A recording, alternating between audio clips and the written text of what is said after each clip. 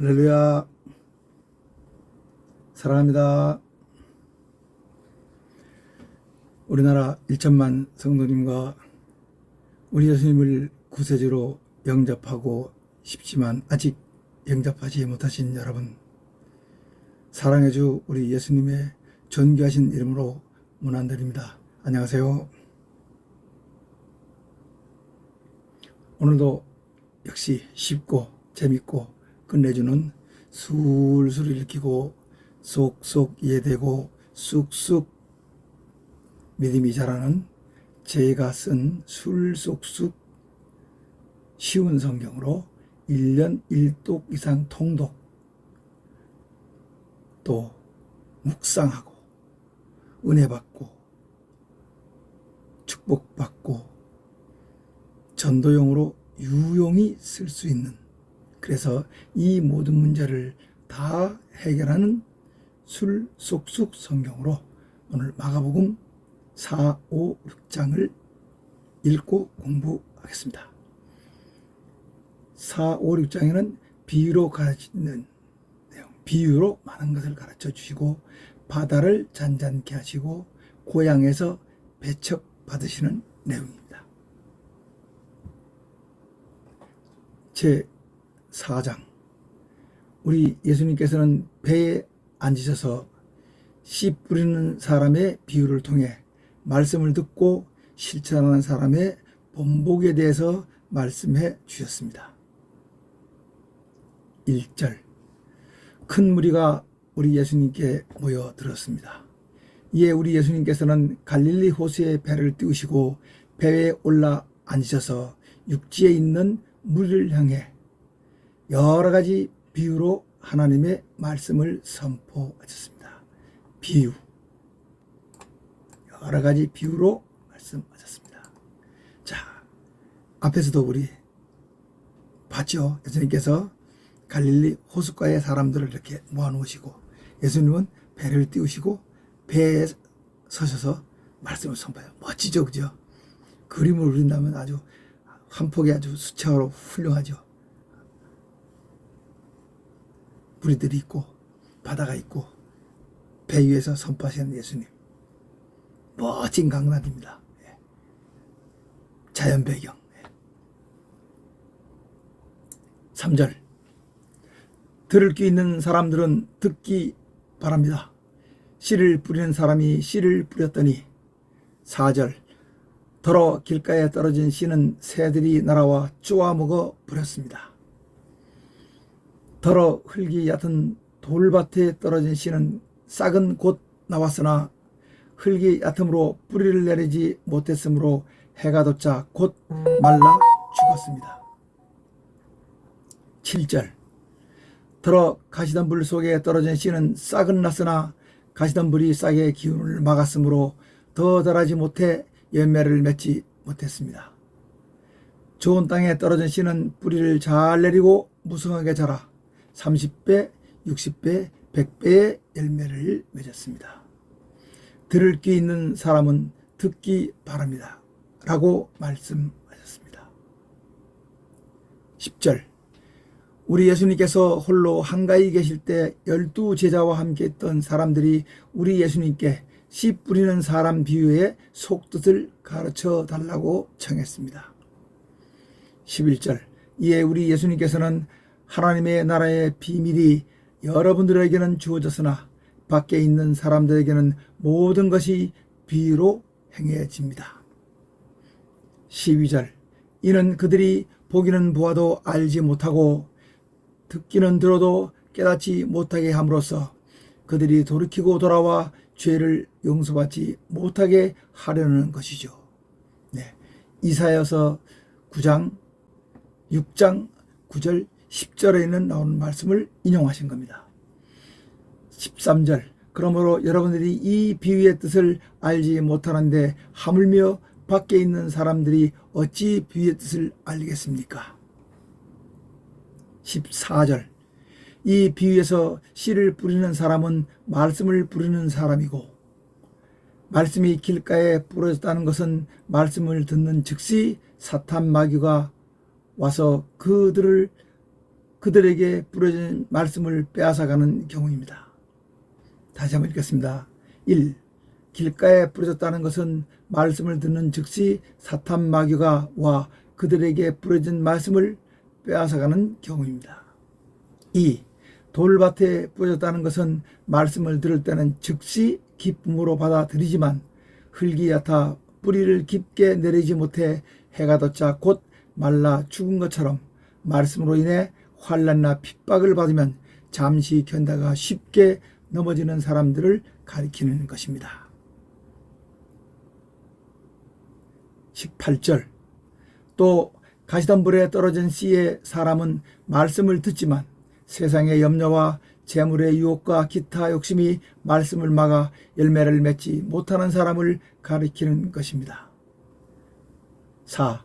좋은 땅에 부러진 씨는 말씀을 듣고 실천함으로 30배, 60배, 100배의 열매를 맺는 사람을 가리키는 것입니다. 라고 풀어 말씀해 주셨습니다. 자, 훌륭한 말씀이죠. 우리도 좋은 땅에 부러진 씨가 되어야겠죠. 21절입니다. 우리 예수님께서는 사람들은 등불을 켜서 말 안에 두거나 등잔대 밑에 두지 않고 등잔대 위에 두지 않습니까? 그러므로 숨겨둔 것이 드러나고 감추어 둔 것도 드러나기 마련입니다. 들을 귀 있는 사람은 듣기 바랍니다. 라고 말씀하시고, 자, 여기서 사람들은 등불을 켜 저도 처음에 말이 뭔가 했어요. 공부해 보니까 말두자요. 그죠? 왜? 곡식을 재는, 측량하는 되의 말이 있죠. 그죠? 요 이제 뒤에 되가 납니다. 되질, 돼. 되는 사각형으로 된 거예요. 그죠? 이건 말입니다. 이렇게 한 말. 이 열되가 한 말이 되죠. 근데 개역 성경이 이거를 뭐라고 해석했냐? 이렇게 영어로 보니까 언더더라고요. 말 안에 등불을 켜서 놓으면 이 등잔대에 있는 것처럼 비치지 않겠죠. 그러니까 말 안에 두면 안 된다. 근데 이걸 언더라 해서 말 아래라고 했습니다. 말 아래. 그래서 말 아래 어떻게 둡니까? 킹 제임스도 통 밑에 이렇게 했더라고요. 제가 볼 때는 이 안에 둬서 빛이 비쳐 나가는 것을 막지 말라는 뜻입니다. 그래서 저는 말 안에 두거나, 그죠? 등잔대 아래 두면은 효과가 없죠. 높아야 높은 데서 멀리 비칠 거니까요. 그래서 사람들은 등불을 켜서 말 아래 두지 않고 아니라 말 안에 두거나 등잔대 밑에 두지 않고 등잔대 위에 두지 않습니까? 이렇게 해야 쉽게 이해가 된다고 해서 이렇게 풀었습니다. 다시 한번 읽겠습니다. 우리 예수님께서는 사람은 등불을 켜서 말 아래에 두지 않고, 이상하죠, 그죠? 말 안에 두거나 등잔대 밑에 두지 않고 등잔대 위에 두지 않습니까? 서리법이죠. 그렇게 해야만 멀리 비친다는 얘기죠. 그러므로 숨겨둔 것이 드러나고 감추어둔 것도 드러나기 마련입니다.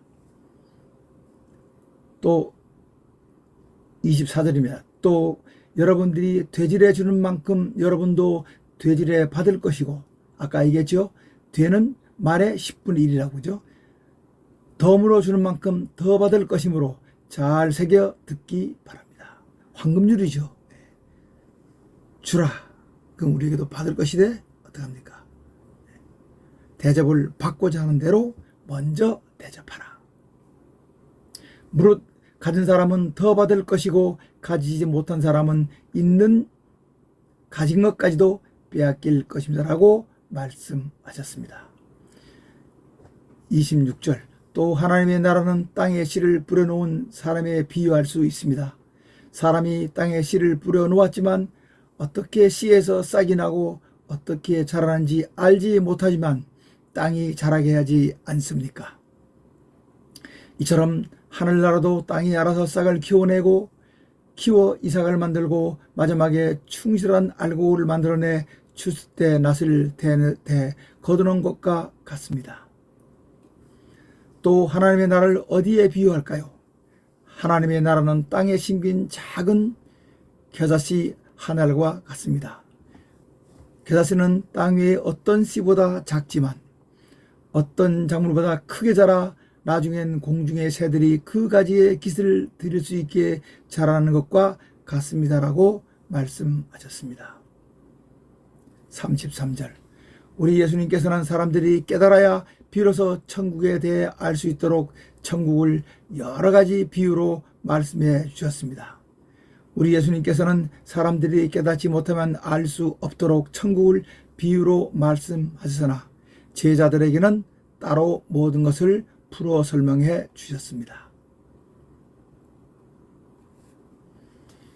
우리 예수님께서 갈릴리 호수의 바람과 파도를 잔잔케 하셨습니다. 35절, 그날 저녁 때 우리 예수님께서는 제자들에게 갈릴리 호수 건너편으로 가자고 말씀하셔 제자들은 무리를 남겨둔 채 우리 예수님을 배에 태우고 출발하자 다른 배들도 따라왔습니다. 27절, 그런데 갑자기 거센 바람이 일어나 파도가 심하게 쳐 배가 거의 뒤집힐 지경이 됐습니다. 이때 우리 예수님께서는 고물에서 베개를 베고 주무셨습니다. 다급해진 제자들이 주무시는 우리 예수님께 선생님 우리가 죽게 되었습니다. 우리를 살려주세요 라고 간청했습니다. 이에 우리 예수님께서는 잠에서 깨셔 바람아 고요해라, 호수야 잔잔해라 라고 바람과 호수를 꾸짖으시니 바람이 고요해지고 호수가 잔잔해졌습니다. 그리고 제자들에게 너희가 어찌하여 이렇게 무서워하느냐, 어찌하여 믿음이 없느냐고 책망하셨습니다. 제자들은 심한 두려움에 떨면서 우리 선생님이 누구시기에 바람과 호수도 순종하지? 라고 말하며 우리 예수님께 대해 크게 놀라며 의아해했습니다. 아직까지 제자들은 예수님의 정체 어떤 분이신가, 하나님의 아들이시고 하나님인 걸 잘 모르죠. 5장, 예수님께서 사나운 마귀 들린 두 사람을 고쳐주셨습니다. 마침내 우리 예수님께서는 갈릴리 호수 건너편 거라사 지방에 도착하셨습니다. 가다라라고도 하죠. 가다라. 배에서 내리시다 더러운 사탄 마귀 들린 두 사람이 무덤들 사이에서 나와 우리 예수님을 만났습니다.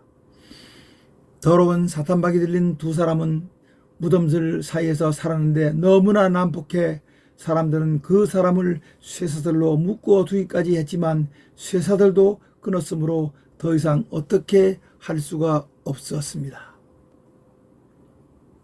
5절, 그 두 사람은 밤낮 무덤들 사이나 산에서 소리를 지르며 돌로 자기의 몸을 해하기도 했습니다. 그런 두 사람이 멀리서 우리 예수님을 보고 달려와 절하고 큰 소리로 지극히 높으신 하나님의 아들 예수님, 당신은 우리와 무슨 상관이 있습니까? 원하건대 하나님 앞에 약속하고 우리를 괴롭히지 마세요라고 간청했습니다. 8절, 이에 우리 예수님께서 이미 그들에게 더러운 사탄 마귀야 그 사람에게서 나가라고 명령하셨기 때문이었습니다. 내 이름이 무엇이냐? 제 이름은 군대입니다. 이는 우리의 수가 많기 때문입니다 라고 대답하면서 자기들을 거라사 지방에서 내쫓지 말아달라고 간청했습니다. 11절, 마침 거기 산기슭에 방목하는 큰 돼지떼가 있었습니다. 이에 군대 사탄 마귀들은 주님, 우리를 저 돼지떼에게라도 들어가게 해주세요 라고 간청했습니다. 이에 우리 예수님께서 그렇게 하라고 허락하셨으므로 더러운 군대 사탄 마귀들이 그 두 사람에게서 나와 돼지떼기로 들어가자 거의 2000여 마리나 되는 돼지떼가 비탈길로 내려달아 갈릴리 호수에 빠져 몰사했습니다. 네, 갈릴리 호수는 앞에서 설명했기 때문에 이번에는 간단히 합니다. 이렇게 21km, 이렇게 12km, 우리 서울시 4분의 1 정도 되는 담수호입니다. 사해는 소금물이죠. 여기는 맑은 물입니다. 단물입니다. 14절 돼지떼를 치던 사람들이 마을에 들어가 이 사실을 돼지떼 주인과 마을 사람들에게 알리자 많은 사람들이 어떻게 되었는지를 알아보기 위해 우리 예수님께로 나왔는데 더러운 사탄마귀에 들렸던 사람 곧 군대 사탄마귀에 사로잡혔던 두 사람이 옷을 제대로 입고 정상 상태가 돼 앉아있는 것을 보고 우리 예수님을 두려워했습니다. 16절 처음부터 이 일을 본 사람들이 더러운 사탄마귀에 들렸던 두 사람에게 일어난 일과 돼지떼에게 일어난 일의 자초지종을 돼지떼 주인과 마을 사람들에게 이야기했습니다. 그 말을 들은 돼지떼의 주인과 마을 사람들은 우리 예수님께 거라사 지방에서 떠나달라고 간청했습니다. 18절 우리 예수님께서 배에 오르실 때 더러운 사탄마귀에 들렸던 두 사람이 자기들도 우리 예수님과 함께하고 싶다고 청했으나 우리 예수님께서는 허락하지 않으시고 그들에게 차라리 집으로 돌아가 하나님께서 형제님들을 불쌍히 여기셔 형제님들에게 어떻게 큰 일을 행하셨는가를 가족에게 알리세요라고 말씀하셨습니다. 그들은 우리 예수님의 말씀에 따라 대가불리에가 우리 예수님께서 자기들에게 어떻게 큰 일을 행하셨는지를 전파하자 이 일을 들은 사람들은 모두 놀랐습니다. 대가벌리는 요단강 동편에 10개가 묶여있는 묶은 성읍입니다. 대가벌리 21절입니다. 우리 예수님께서 배를 타시고 다시 맞은편으로 건너가셔 호숫가에 머무셨습니다. 거기서도 큰 무리가 우리 예수님께로 모여들었습니다. 22절 회당장 야이로님이 우리 예수님을 찾아와 발 아래 엎드려 제 어린 딸이 죽게 되었습니다. 부디 오셔서 그 위에 손을 얹으셔 구원해 주세요라고 간청했습니다. 24절 이에 우리 예수님께서는 야이로 회당장과 함께 그의 집으로 가시는데 큰 무리가 우리 예수님을 에워싸고 따라왔습니다. 25절 12년 동안 혈루증으로 고생하는 한 여자가 있었는데 그 여자는 재산을 다 써가며 여러 의사에게 치료를 받았으나 고치기는커녕 오히려 증상이 더 심해져 고생하던 중 우리 예수님의 소문을 듣고 무리 가운데 끼어 우리 예수님 뒤를 따라와 우리 예수님의 옷에 손을 댔습니다. 12년 동안이나 혈루증으로 고생한 그 여자는 마음속으로 나는 그분의 옷에 손만 대도 구원을 받을 것이다라는 확실한 믿음이 있었습니다. 29절 과연 그 여자의 확신대로 그 여자가 우리 예수님의 옷을 만지는 순간 그 여자의 혈루의 근원이 말라 곧 나음을 입었습니다. 자, 혈루증에 대해서 제가 준비했죠. 그죠? 혈루증. 여성의 하혈증으로 만성 자궁 출혈입니다. 레이는 부정하게 봤죠. 이 여자분이 12년 동안 고생했다는 얘기죠. 그리고 우리 예수님의 소문을 들으니까 내가 의사에게 많은 돈을 주고도 못 고쳤는데 우리 예수님의 옷자락만 만져도 내 병은 나을 거야 하는 확신이 있었다고 하죠. 그래서 예수님을 따라와서 옷자락을 만졌습니다. 그랬더니까 29절 다시 읽겠습니다. 과연 그 여자의 확신대로 그 여자가 우리 예수님의 옷을 만지는 순간 그 여자의 혈루의 근원이 말라 곧 나음을 입었습니다. 30절입니다. 이에 우리 예수님께서는 곧바로 당신에게서 능력이 나간 줄 아시고 뒤를 돌아보시고 제자들에게 누가 내 옷에 손을 대느냐고 물으셨습니다.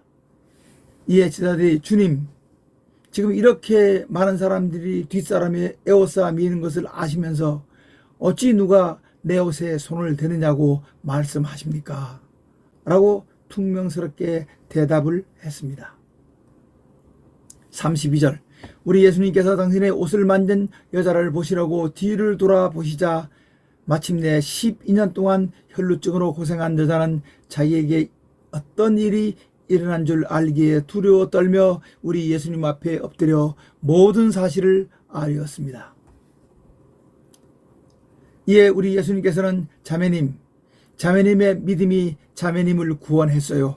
그러니 자매님의 병에서 놓여 건강하기 바랍니다 라고 축복해 주셨습니다.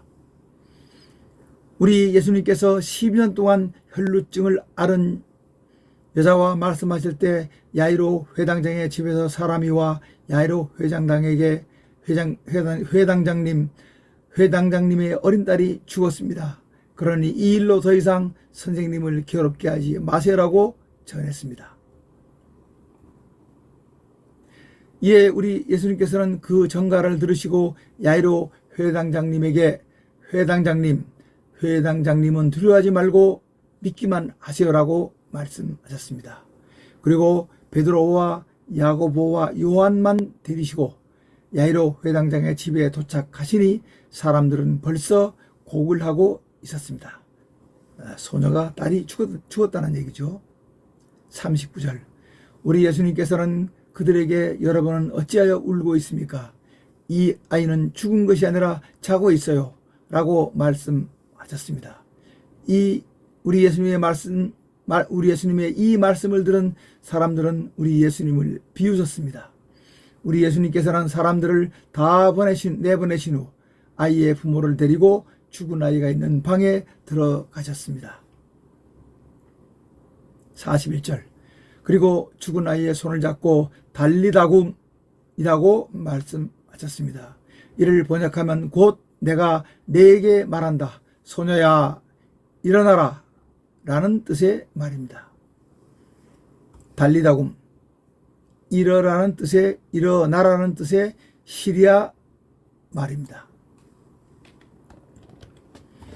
42절 우리 예수님의 이 말씀을 들은 죽었던 소녀는 곧 일어나 걸었습니다.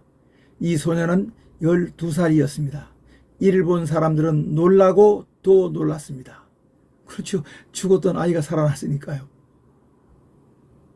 43절 우리 예수님께서는 그 회당장 레위에게 아무에게도 이 일을 알리지 말라고 엄하게 당부하신 후 소녀에게 먹을 것을 주라고 말씀하셨습니다.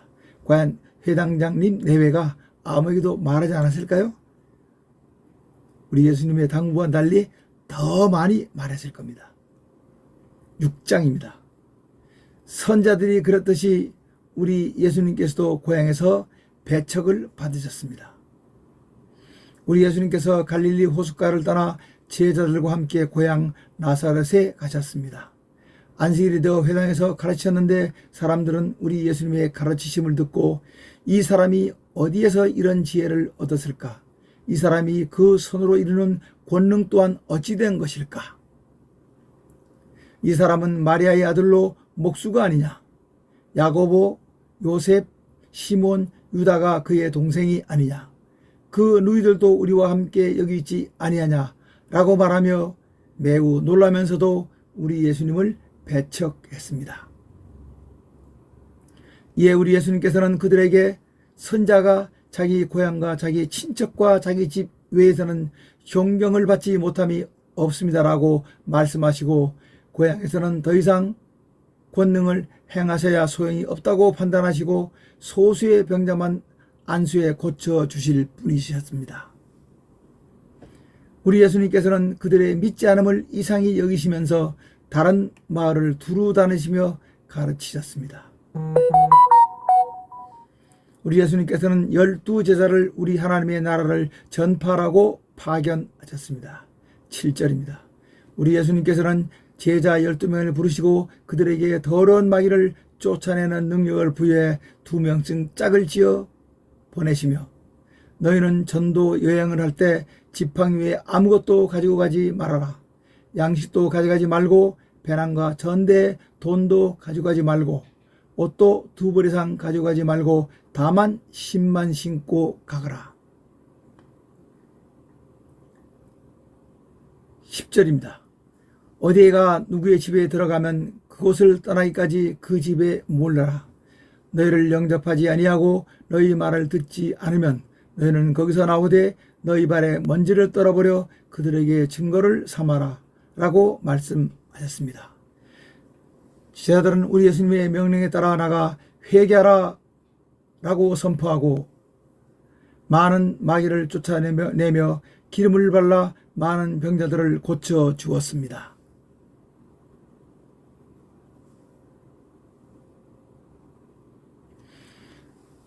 헤롯 왕은 세례 요한을 죽이고 우리 예수님에 대한 소문을 듣고 세례 요한이 살아났다며 두려워했습니다. 14절입니다. 마침내 우리 예수님의 이름이 온 천하에 드러나자 헤롯 안디바 왕은 우리 예수님의 놀라운 소식을 듣고 이는 내가 죽인 세례 요한이 살아나는 것이다. 그러니 이런 능력이 그 속에 일어나는 것이다 라고 말했습니다. 15절 어떤 사람은 우리 예수님에 대해 이 사람은 엘리야가 분명하다라고 말했고 어떤 사람은 예수는 선지자 중 하나라고 말했습니다. 16절 헤롯 왕은 내가 목을 베어 죽인 세례 요한이 살아난 게 분명하다라고 말했습니다. 네, 제가 앞 시간에도 보여드렸던 헤롯 왕의 가계도입니다. 요거 잠깐 설명해야만 이제 17절부터 말씀이 이해가 됩니다. 자,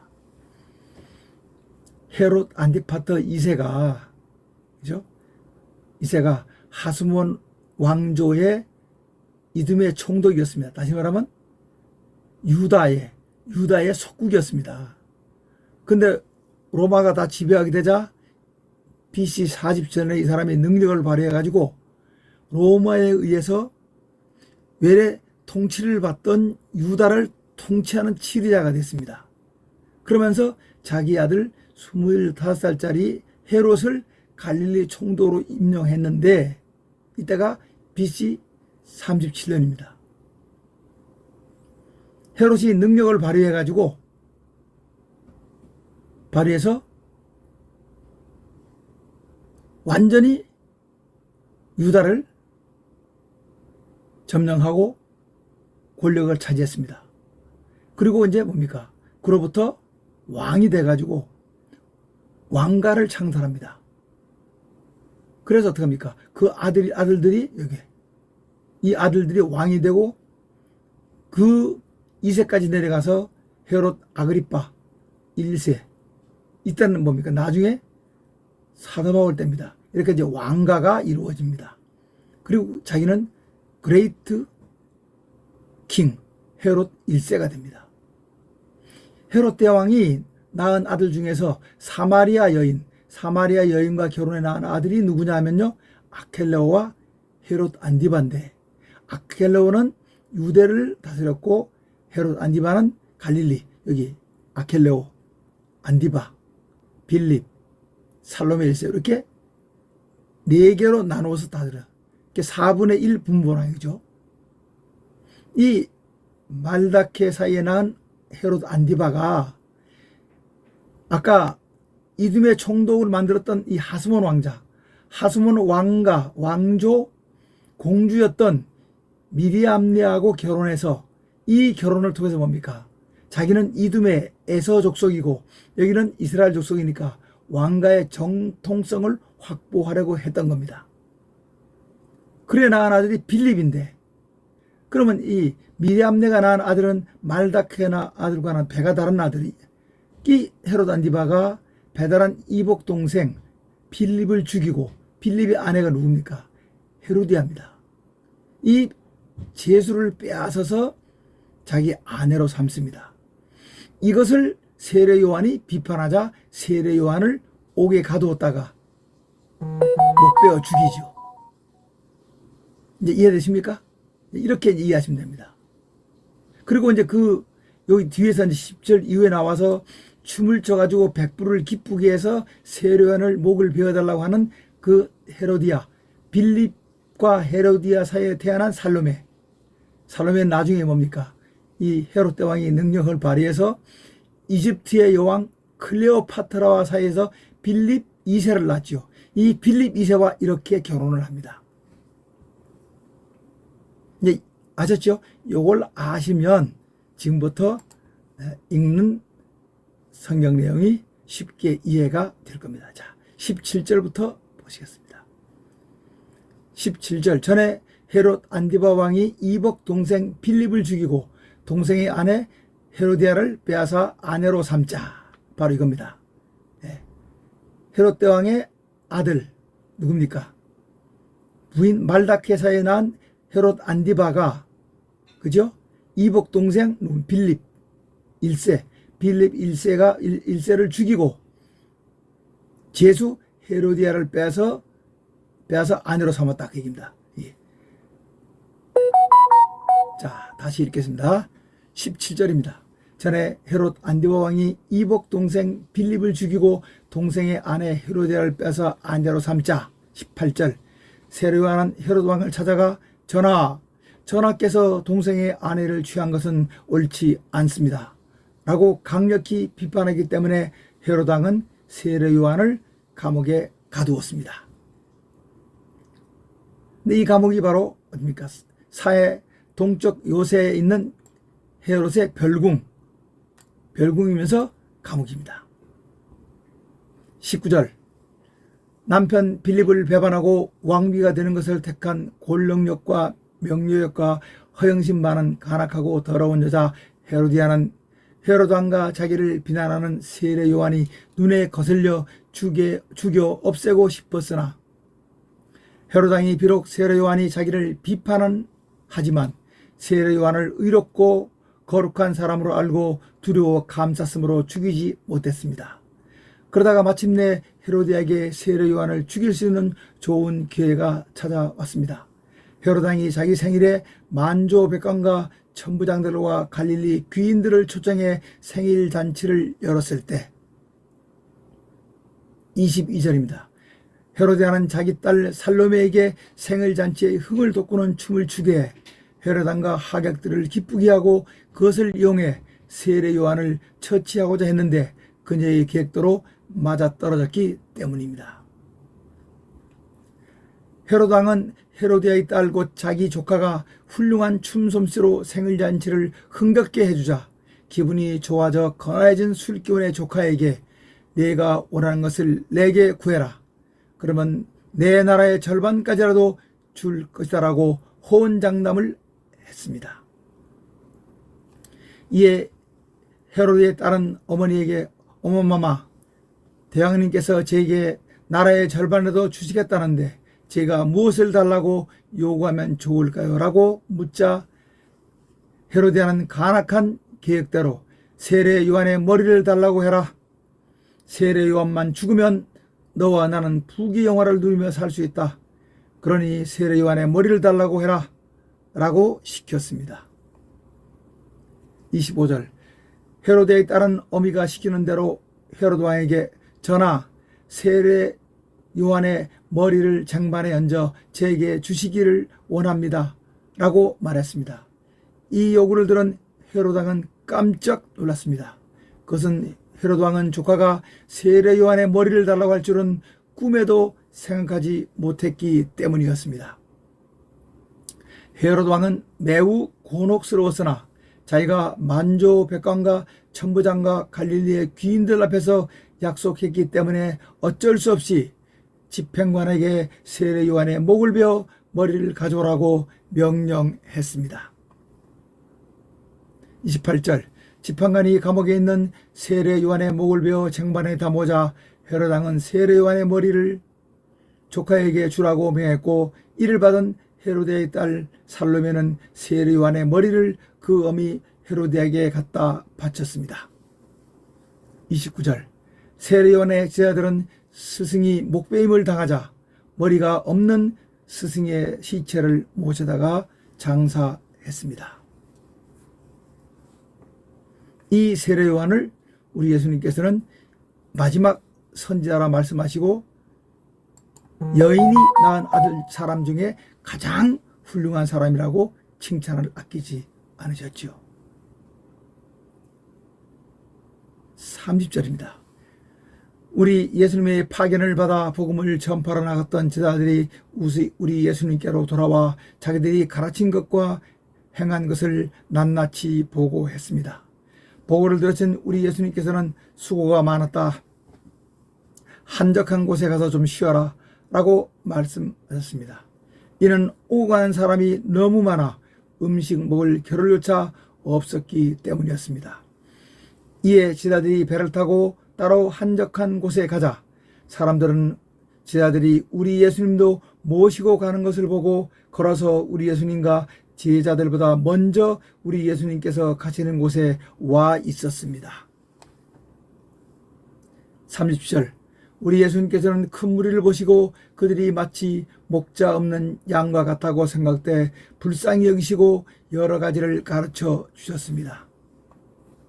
36절 무리를 마을에 보내 저녁을 사 먹게 하시죠라고 말씀드리자 37절 우리 예수님께서는 너희가 먹을 것을 주어라라고 말씀하셨습니다.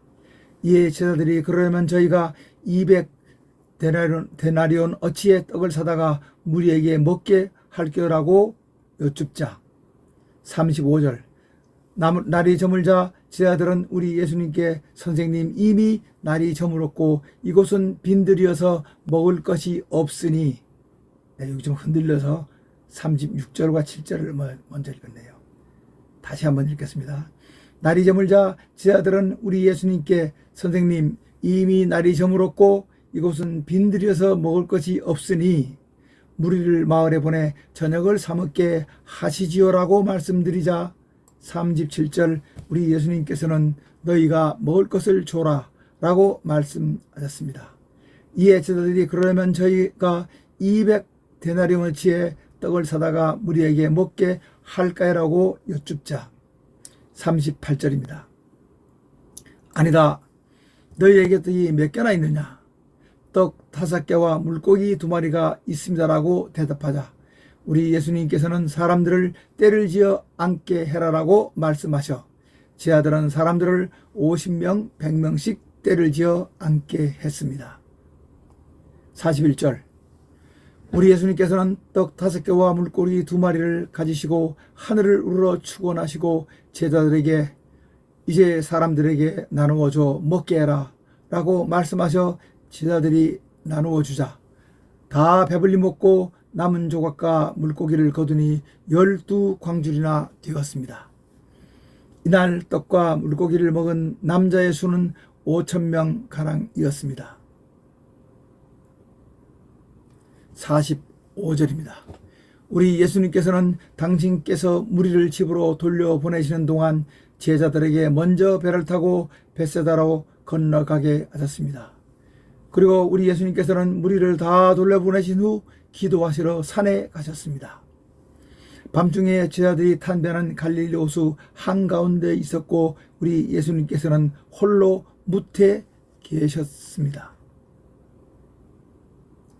48절 우리 예수님께서는 기도를 마치시고 바람이 거세어져 제자들이 힘겹게 노를 저어 가는 것을 아시고 밤 4경쯤 밤 10시입니다. 갈릴리 호수 물 위를 걸어서 제자들에게 가셔서 먼저 지나가시려고 하셨습니다. 49절 제자들은 호수 물 위로 걸어오시는 우리 예수님을 유령으로 생각하고 무서워 소리를 질렀습니다. 게다가 우리 예수님이신 것을 알고 매우 놀랐습니다. 이에 우리 예수님께서 제자들에게 안심해라 내니 두려워하지 말아라고 말씀하시면서 배에 오르시자 바람이 그쳤습니다. 바람이 그치자 제자들은 심히 놀랐습니다. 이는 제자들은 그때 우리 예수님께서 이미 떡 5개와 물고기 2마리로 5,000명을 먹이신 일을 잊고 그 마음이 둔해졌기 때문이었습니다. 53절입니다. 제자들이 갈릴리 호수를 건너 게네사렛 땅에 배를 대고 배에서 내리니 사람들은 즉시 우리 예수님이신 줄 알았습니다. 온 지방 사람들은 우리 예수님께서 게네사렛에 계시라는 것을 알고 병자들을 들것에 태워 데리고 나오기도 했습니다. 56절 우리 예수님께서 가시는 지방과 성읍과 마을에서는 병자들을 데리고 나와 우리 예수님의 옷자락이라도 손을 대려고 길을 썼고, 우리 예수님의 옷에 손을 대는 사람은 다 나음을 입었습니다. 자, 이렇게 해서 4, 5, 6장을 읽고 공부했습니다. 네, 다음 시간에 7, 8, 9장을 공부하겠습니다. 다음 시간까지 건강하시고 즐겁고 행복하시기 바랍니다. 평안하십시오. 샬롬.